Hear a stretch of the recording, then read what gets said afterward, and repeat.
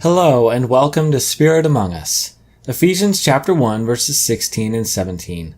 I do not cease to give thanks for you, remembering you in my prayers, that the God of our Lord Jesus Christ, the Father of glory, may give you the spirit of wisdom and of revelation in the knowledge of him.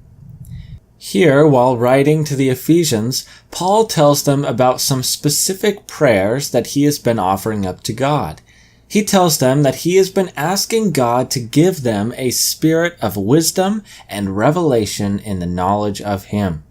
He is recognizing that both wisdom and revelation are from God, and therefore they can only be received if he gives them. Today we're going to take a closer look at wisdom. God is the source of wisdom, and we can receive his wisdom by coming to know him more and more, by enhancing our knowledge of him, as Paul puts it. So let me ask you, how would you answer the question, who is wise? Where does wisdom come from? And who possesses it?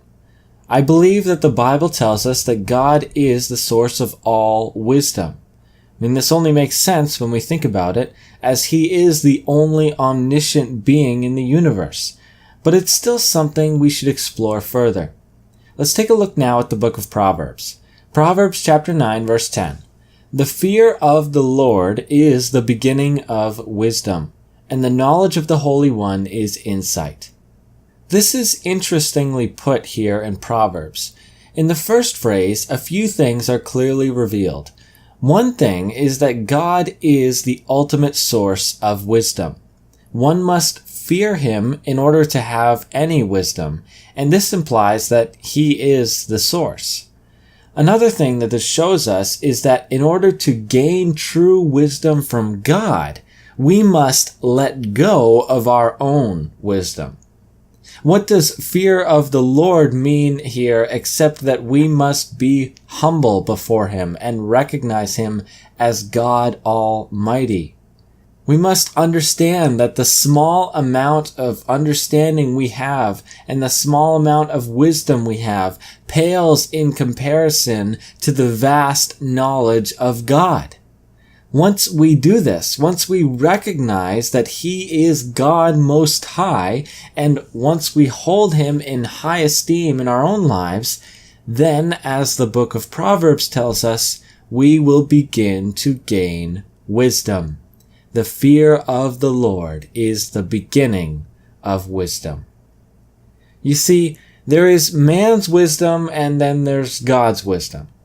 Man's wisdom is good for a few things and is helpful for this lifetime, while God's wisdom is good for everything and is necessary for all eternity. So let me ask you, do you want to receive a spirit of wisdom? Do you want to have a better ability to discern what you should do and say in all circumstances of life? If you do, then the first step is to recognize that you are incapable of doing that on your own. God and God alone is the source of wisdom. So pray to him today and confess that he is the only true source of wisdom, and ask him to give you his wisdom today.